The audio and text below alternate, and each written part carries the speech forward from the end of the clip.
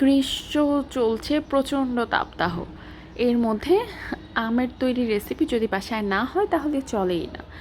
আম দিয়ে আমরা মাছ, ডাল, তারপর সবজি, আমের আচার, আমের আমসত্ত্ব, কাঁচা আম দিয়ে আমের ভর্তা সব কিছু খেয়ে থাকি। আজকে পার্টিকুলার এই ভিডিওতে আমি দেখাচ্ছি কিভাবে কিভাবে রান্না না, কোন কোন আইটেম আমরা বাসায় মূলত খেয়ে থাকি এই কাঁচা আম দিয়ে রান্না করা হয়। যাদের তরকারিতে টক একদম পছন্দ না তারা এই ভিডিওটি অ্যাভয়েড করে যাবেন, কিন্তু যাদের মুখে কোনো স্বাদ নেই, কোনো মানে একদম অ্যাপেটাইট পাচ্ছেন না, কোনো কিচ্ছু স্বাদ লাগছে না, তারা এই আম দিয়ে তরকারি ট্রাই করে দেখতে পারেন, ভীষণ মজা লাগে। বিশেষ করে আম ডাল তো চটকে ভাতের সাথে মেখে নিলে লেবুর স্বাদ একরকম আর আমের স্বাদ আরেক রকম, চমৎকার লাগে খেতে।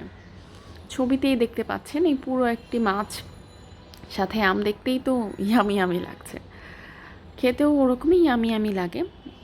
সবচেয়ে মজা লাগে সেটা হচ্ছে যে হালকা একটু টক যে স্বাদটা হয়, পুরো চটকে নিলে মুখ একদম টক হয়ে যাবে, ওটা করি না, অল্প অল্প করে নিয়ে ভাতের সাথে মেখে খেয়ে ফেলি। তারপর আম ডালের স্বাদ তো ভীষণ মজার। আজকের ভিডিওতে যে ডালটা দেখতে পাচ্ছেন সেই ডালে কোনো হলুদ ব্যবহার করা হয়নি। এই ডালের নাম সাদা ডাল।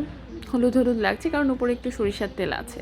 সজনে, কাঁচা আম দিয়ে পাতলা মসুর ডাল রান্না করা হয়েছে এবং এটাও প্রচণ্ড মজা খেতে।